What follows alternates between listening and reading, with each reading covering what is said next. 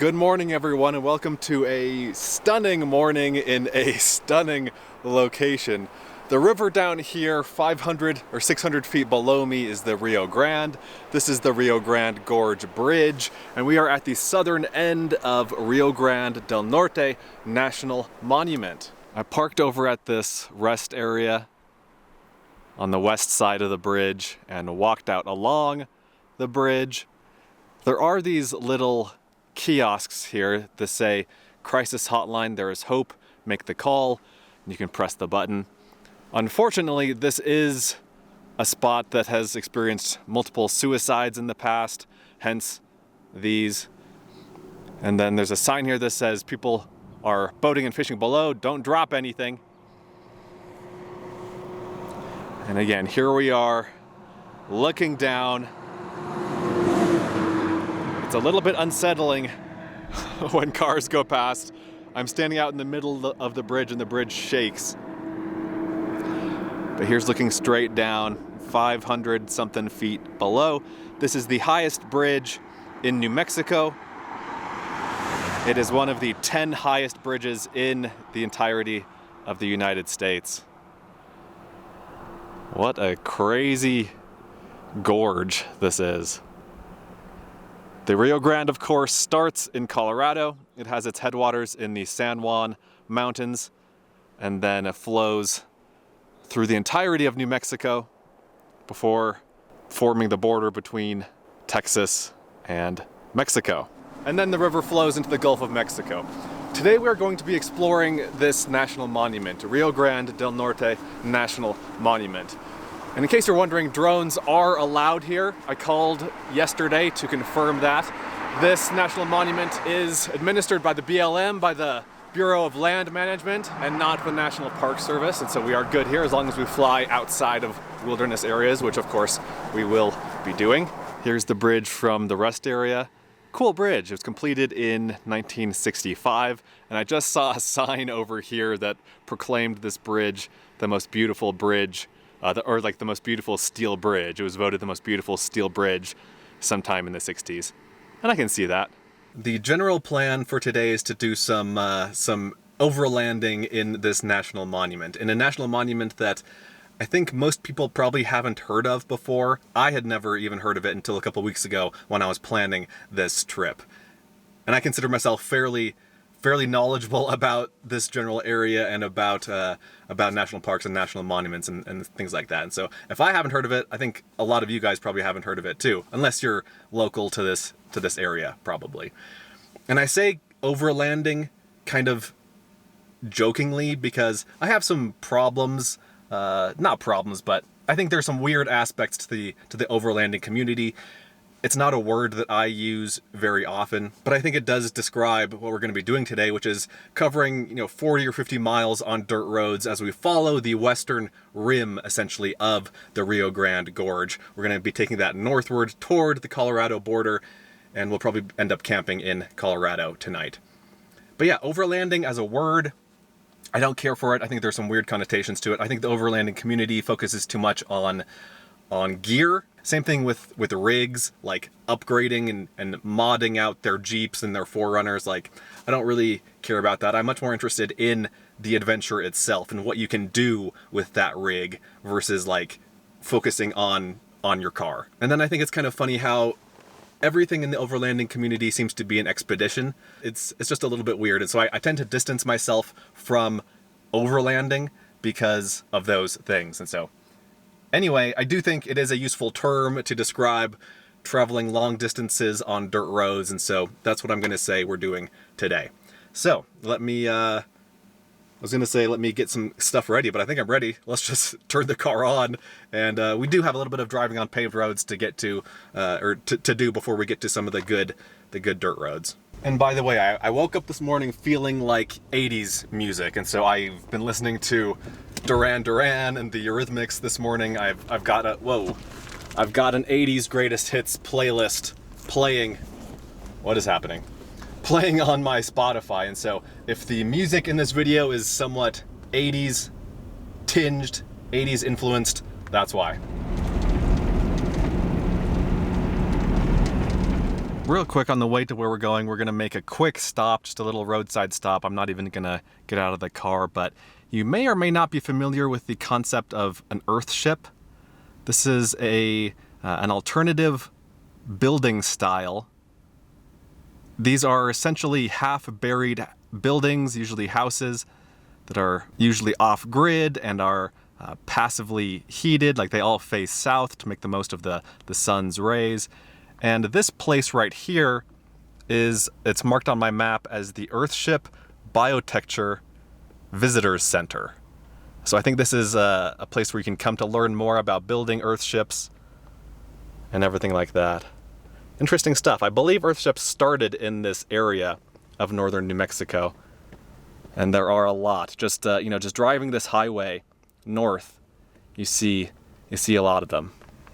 So as we continue on, I might show you a couple more, but let's keep going. Let's go to some dirt roads.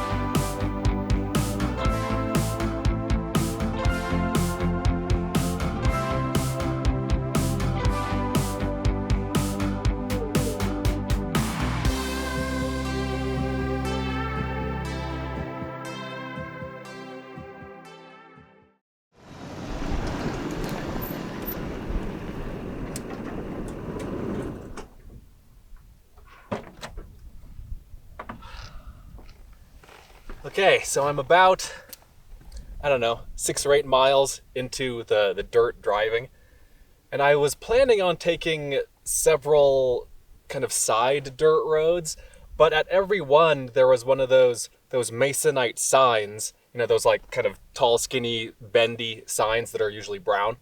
One of those signs that said no motor vehicles. So that was kind of annoying, and the problem is that the roads weren't blocked, like there were no boulders in front of those roads or anything like that. The sign wasn't even in the middle of the road. The sign was like off to the side of the road, but you can't drive down it. Like there's nothing wrong with the road, you just, for whatever reason, the BLM has decided you can't drive down it, which is annoying. Anyway, I am at one of, I think, 2 planned, we'll call them extravehicular activities today. Hikes, basically. 2 hikes that I want to do. The first one that I'm at now is called the Miners Trail, and it goes down into the canyon, into the gorge, to the river. Okay, here's our trail, Miners Trail. There's a big parking area here, and I'm the only one around for miles, it feels like. I don't know anything about this trail. I just discovered it last night while I was going over my plans for today. There are relatively few ways to access the inner gorge from this side, from the west side of the canyon. There are more on the east side. It's a little bit more developed. I think the roads are better over there. There are more trails leading down.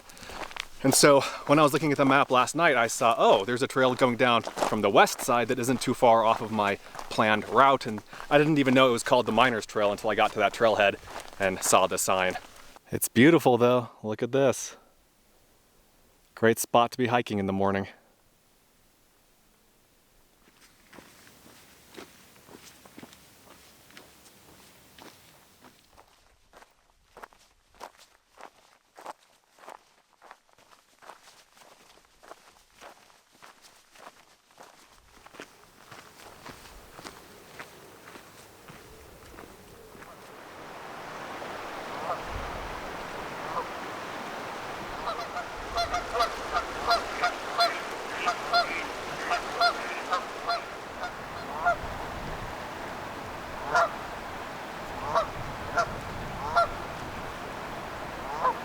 I think that coming to a place like this, coming to a rare source of water in an otherwise very arid area, especially this much water, is about as close as you can get to physically tapping into the life force of a place. That's what it feels like to be here. This river is 1,896 miles long, making it the 4th longest river in all of North America. It drains just a huge portion of the western US and is extremely important for this part of the country. I've been to it up by its source in the San Juans of Colorado, and up there, you know, it's just a little creek, basically. I've been to it down in Texas, in Big Bend National Park, where it separates the US from Mexico, and you can basically just walk across it there. The walk down here from the trailhead wasn't too bad. It took maybe half an hour. It was fairly pleasant, actually. The trail is well marked, easy to follow. I think it's probably an angler trail. I think people come down here to fish. I don't know why else you would take this trail other than to, of course, just enjoy the beautiful scenery here. As I was hiking down, the trail sort of parallels the river for a little bit, and I looked down at one point and I saw a weird piece of machinery over here. Let's go see if we can get a closer look at that and see what on earth that was. And as I'm walking along here, I'm keeping my eyes peeled and looking at all these boulders. These are perfect petroglyph habitat, for lack of a better phrase. When you scratch this very dark volcanic rock, this basalt, it reveals the much lighter rock underneath. I've seen some more modern stuff like this, but I haven't seen any Native American rock art. I'm sure it's here somewhere, but you'd have to look pretty hard to find it. What is this thing? I'm guessing it's some sort of mining machine, some sort of mining implement. This is called the Miner's Trail after all. I don't think this would have been used for agriculture. There's not enough land at the bottom of this canyon here to make it worth bringing a huge machine like this down here. I'm sure one of you guys knows. Let me know what you think. It's made of just super thick, super heavy steel. I understand why they would have left it here. It would have been impossible to take this back out of the canyon again. Here it is from the other side, and look at these huge metal teeth on the wheels. And I'm guessing the person would have been standing here and using this thing to operate the machine. Crazy. I'm gonna sit here and enjoy the views, enjoy the sights and the sounds and the sun for another 10 minutes or so, then I'll get out of here. And the next thing that I want to see and show you guys is up on the rim, back on the rim of the canyon. There's a viewpoint there that I wanna go take a look at. And I brought a little reward, a little treat for myself. This is a classic dark chocolate truffle, a little chocolate ball. So I'm gonna pop this in again, enjoy this, relish my little reward down here. I'll see you guys again up on top.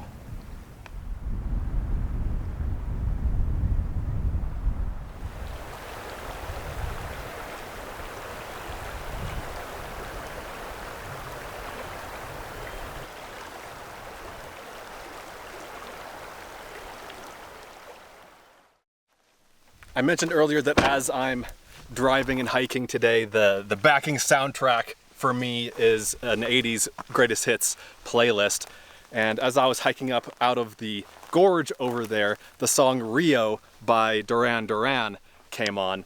And the chorus is like, her name is Rio and she dances on the sand. And then a couple lines later, oh Rio, Rio, dance across the Rio Grande. And I thought, what a perfect song, what a great song to be playing as I'm in Rio Grande del Norte National Monument, as I'm hiking right above the Rio Grande in the Rio Grande Gorge. Perfect, just perfect. Anyway, let me show you the view from this next spot that I'm at. We are once again on the rim of the gorge, and I'm about 4 or 5 miles further up the road from where the trailhead was. This is the main Rio Grande, the main body of the river right here. And then this is the confluence of the Rio Grande and the Red River. And you can kind of see it down there. You can see the Rio Grande and the Red River. Not a great vista because of the bushes and everything that we have here, but I think I'm gonna fly the drone over the confluence. And like I said, this side of the canyon is more accessible. I can see some buildings down here. I think there's either a campground, like a picnic area down over here. I don't know if you guys can see that, but there's a little building right there. There are established trails all over there. I think you park on this little promontory and then hike down. But anyway, let's fly the drone and get a bird's eye view of the confluence of these two rivers.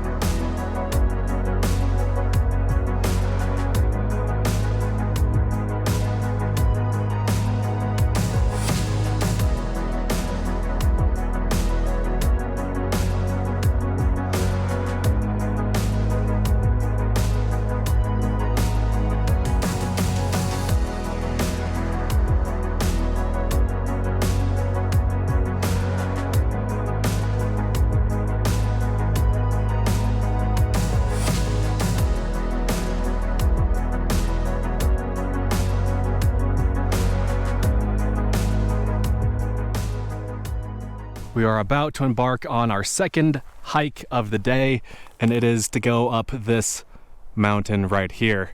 It'll be hard for you guys to see, but there's a ridge that comes down like this from the highest point. I'm gonna follow the ridge up to the top. But first, I wanna show you something. We have some equipment issues. My fridge is basically toast. I noticed it on the last trip, and it's just getting worse on this trip. So I have a fridge here behind the front passenger seat. Fits perfectly. I like how it looks. It just doesn't work that great anymore. I don't know if you can see this right here, but it's at 52 degrees. I have it set to like 30. It's just kind of barely getting the food in here cold. And so I've tried a bunch of different things. I've tried, making sure the vents are uncovered. I've tried unplugging it and replugging it back in, plugging it into different places, testing it at various temperatures, testing it at the different settings here, and it's just slowly getting worse. And so I think it's time to replace this, which is a bummer because this is only about a year and a half old, less than 2 years anyway. I got it about the same time I got the Land Cruiser, and I got it for this spot. So that's a bummer. It is kind of a cheap Amazon one, a cheap Chinese one. The brand is Joy Tutus, and it was like a couple $100, $300 max. I don't remember exactly how much. This is the second cheap Amazon fridge that I've gone through over the years. I do have one other fridge in the RAV4 that's also a cheap Amazon fridge, but that one is working so far. And so the question is, do I get another cheap Amazon one for $150, $200, $250, or do I spring for a good reputable one like an Engel or a Dometic? But those are, $600, $700, $800, $900, I think. And I think they're better, but I've never personally had one, so I don't know. Not sure what I'm gonna do. What do you guys think? What should I do? Do you have any good recommendations for me? Let me know.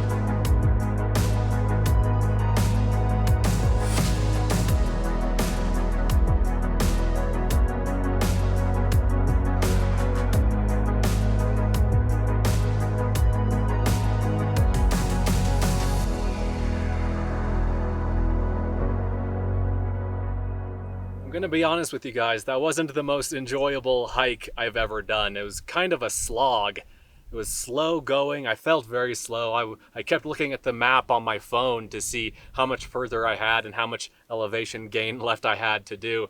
It was just going through the trees and up and over boulders, and Just not super enjoyable with kind of minimal views from the ridge itself. The views from the top here are awesome, and I think it was worth doing for the views from up here, but getting here wasn't super enjoyable. It took me about an hour and 38 minutes to get here. It was 1.15 miles with about 1,100 feet of elevation gain. And this mountain is called Cerro Chiflo, which means in Spanish, whispering hill, or whistling hill, I should say. Whistling, not whispering. And from here, the views are just awesome. I mean, I can see for miles in every direction. We've got the Gorge right here. We have multiple mountain ranges and tons of volcanoes, which is what this is.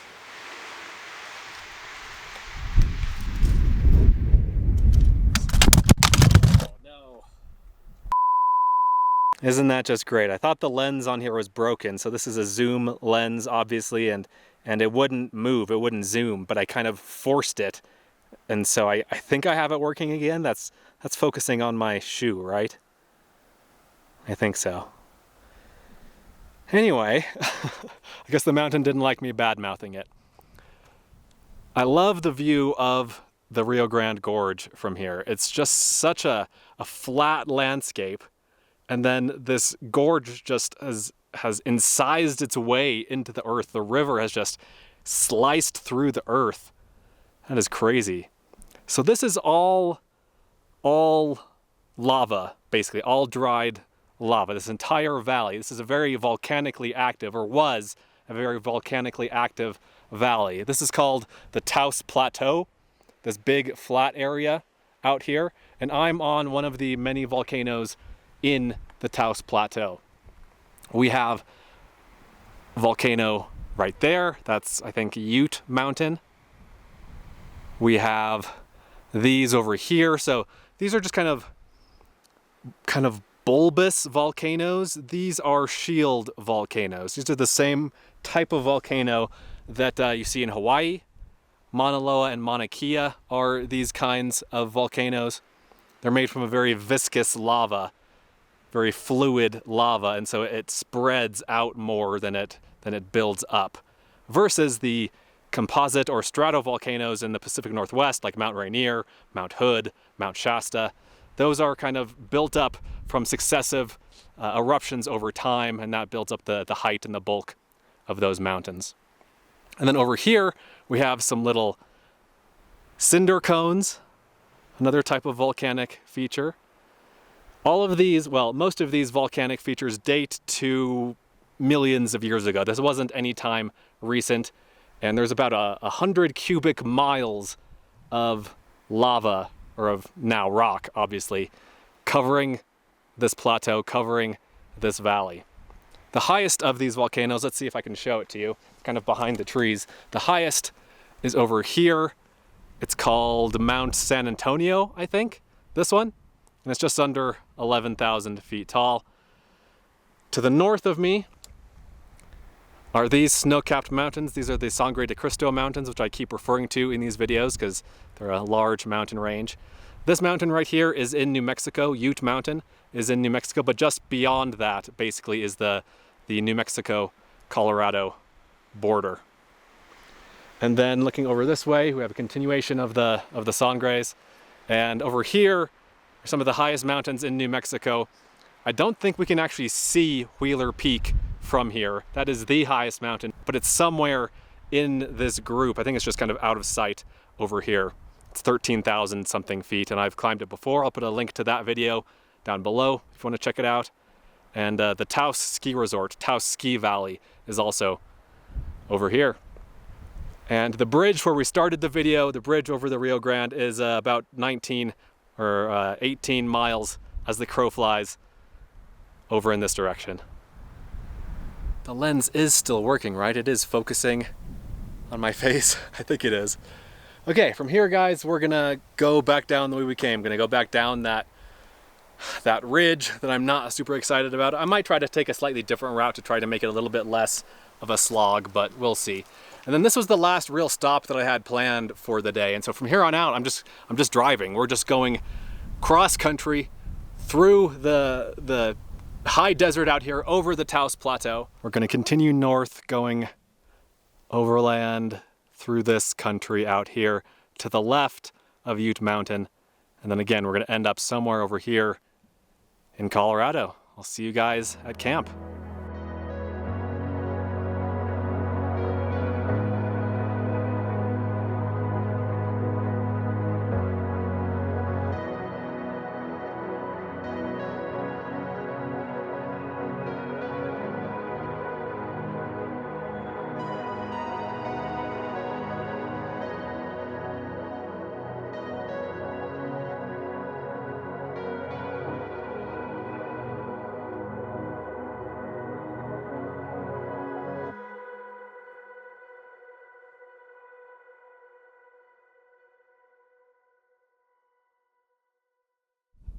This is a pretty cool little campsite. It's got great views. It's surrounded by little hills and mountains. Got some snow-capped mountain views off in the distance. This is BLM land. I am in Colorado. I'm about 3 miles north of the New Mexico-Colorado border. It was about 25 miles from the base of the mountain that I just climbed to here. And I didn't see a single soul. Man, this place, well, that place, I mean, I guess this whole area, but Rio Grande del Norte National Monument is just empty. Empty, empty, empty. I didn't see any people. Well, that's not true. Well, no, that is true. I saw one truck. I didn't see any people though. The guy wasn't in the truck, but I mean, there was just no one out there today. That might be the least crowded, the emptiest national monument I've ever been to. Now, that's not to say that there aren't a lot of people in certain parts of that national monument. Like, there are a couple of hot springs that get a lot of a lot of attention, a lot of traffic, but the rest of it, geez, just open spaces for days. Vastness. That's the word that kept coming to mind today, especially on this last 25-mile drive to here, because that's when even the pinyon and juniper trees stopped, and it was just like, grass forever. Just this is crazy. Just so vast and so much fun. I am hungry though, and my my fridge, with it being on the fritz, I don't really have any food, so I might run into town. There's a little speck of a town about 20 minutes in that direction. I am hungry like the wolf, but I'm debating whether I should do that. Should I stay or should I go? I'm not sure. Either way, it's getting late in the day. I probably shouldn't wear my sunglasses at night. But I hope you guys enjoyed this video. I hope you enjoyed the stillness and the quiet, and again, the vastness of this part of the country. I'll give you one last look at this campsite, and I'm drawn to this thing. I want to go climb this thing, but I probably should get some food. I think I am gonna do that, then I'll come back to this spot to spend the night. But again, hope you guys enjoyed the video. Thanks for watching. Let me know what you think. Let me know what your favorite part was. Let me know if you have any questions, and I'll see you in the next one.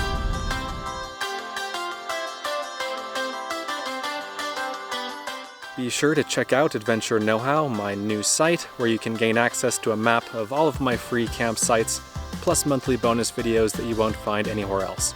Learn more at adventureknowhow.com. And for links to everything else SUV RVing related, visit suvrving.com. Links to these sites and more will be in the video description.